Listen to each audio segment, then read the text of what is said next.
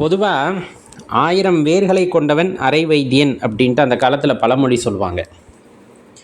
அப்போ வேர்களுக்கான மருத்துவ குணம் மகத்துவம் அப்படிங்கிறது அந்த பழமொழியில் நம்ம தெரிஞ்சுக்குவோம். அந்த வகையில் நம்ம சொல்கிற ஒரு வேர் தான் இந்த வெட்டி வேர் அப்படின்னு. வேர் தான் வெட்டி வேர், ஆனால் ரொம்ப சக்தியான வேர் அப்படின்னு சொல்லலாம். நிறைய ஆற்றல் உடையது. அது கிடச்சதுன்னா தவற விடாதீங்க. வீட்டுக்கு எப்படிப்பட்ட இதாக இருந்தாலும் அந்த ஒரு வேரை கொண்டாந்து வீட்டில் வச்சிடலாம், தப்பு இல்லை.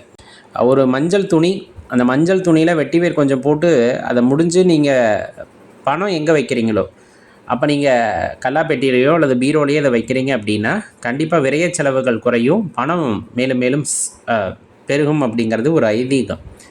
இன்னொன்று, வாசமான இடத்துல மகாலட்சுமி அம்மா வந்துட்டு குடியிருப்பாங்கன்னு சொல்லுவாங்க. அந்த வகையில் இந்த நறுமணம் அப்படிங்கிறது எதிர்மறை ஆற்றலை போக்கக்கூடியது, நேர்மறை ஆற்றலை ஈர்க்கக்கூடியது. அதனால் மகாலட்சுமி கடாட்சத்தை வீட்டில் உண்டாக்கக்கூடியது அப்படிங்கிறதையும் தெரிஞ்சுக்கணும். உடல் சூட்டை தணிக்கக்கூடியது.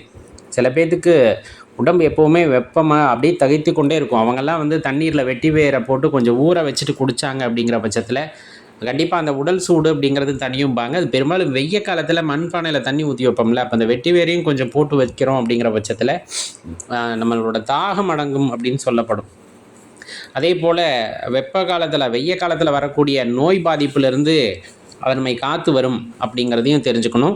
சரும பராமரிப்பில் ரொம்ப முக்கியமான இடத்தை பிடிப்பது இந்த வெட்டி வேர் அப்படிங்கிறது. பொடியாக செஞ்சு வச்சுக்கிட்டு நீங்கள் குளிக்கும்போது தண்ணியில் கலந்து முகத்தில் நல்லா தேய்ச்சி நம்ம கழுவுறோம் அப்படின்னா இந்த கரும்புள்ளி, அந்த சின்ன அந்த முகப்பருவெல்லாம் வருது இல்லையா, அது எதுவுமே வராது. அந்த எண்ணெய் பசமான முகம் இருக்குது அப்படிங்கும்போது அது ஒரு மாதிரி பார்க்க இருக்குது அப்படிங்கிற பட்சத்தில் நல்ல இதை வச்சு நீங்கள் வாஷ் பண்ணுறீங்க அப்படின்னா நல்ல பொலிவாக இருக்கும் முகம் அப்படிங்கிறதையும் தெரிஞ்சுக்கணும். இயற்கையான குளியல் பொடி இது சொல்லப்போனால், அவ்வளோதான், வேறு எதுவும் கிடையாது.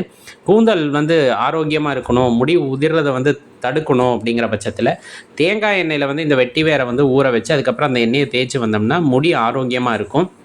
மன அழுத்தத்தை போக்கக்கூடிய ஆற்றல் எதுக்கு உண்டு அப்படின்னா இந்த வெட்டி வேருக்கு உண்டு அப்படிங்கிறதையும் தெரிஞ்சுக்கணும். மன அழுத்தம் எப்படி போக்கும்? அந்த வெட்டி வேரோட எண்ணெய் இருக்குது, அந்த எண்ணெயை நம்ம பயன்படுத்துகிறோம் அப்படின்னா நல்ல வாசனையாக இருக்கும். அது நம்மை மீறி நமக்குள்ள ஒரு அமைதியை உண்டாக்கும். அது ஒரு நல்ல ஸ்பரிசத்தை உண்டாக்குறதுனால மன அழுத்தம் அப்படிங்கிறது போகும்பாங்க. இப்போ வீட்டில் வந்துட்டு நிறைய பூச்சியெல்லாம் இருக்குது அப்படிங்கிற பட்சத்தில் வெட்டி வேர் அங்கங்கே நீங்கள் பீரோக்குள்ளே அங்கங்கன்னு வச்சிங்க அப்படின்னா சின்ன சின்ன பூச்சி தொல்லைகள்லாம் இருக்காது.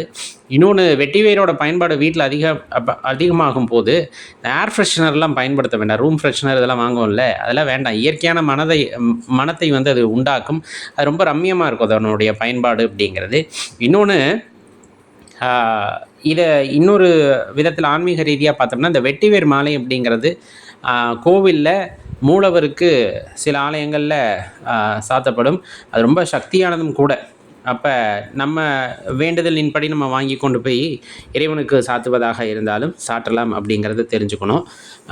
இதனுடைய தேவையை அதிகரிப்பதன் காரணமாக பார்த்திங்கன்னா இன்றைய காலகட்டங்களில் விவசாயிகளும் நிறைய வந்து இதை பயிரிட ஆரம்பிச்சிருக்காங்க. அது நல்ல ஒரு விஷயந்தான். ஒரு சின்ன பரப்பளவு இருந்தால் போதும் அப்படிங்கிறாங்க. அதில் இந்த வெட்டிவேர் விவசாயம் பண்ணுவதன் மூலமாக ஓரளவுக்கு நல்ல லாபங்களை அவர்கள் சம்பாதிக்கவும் செய்கிறார்கள் அப்படிங்கிறதையும் தெரிஞ்சுக்கணும். இயற்கையில் அதுலேயும் வந்துட்டு மருத்துவத்தில் ஒரு முக்கிய இடத்தை வகிக்கக்கூடிய இந்த வெட்டிவேர் அப்படிங்கிறது கிடைச்சா விடாதீங்க. கண்டிப்பாக அது உங்களுக்கு பயனுள்ளதாக இருக்கும். நன்றி, வணக்கம்.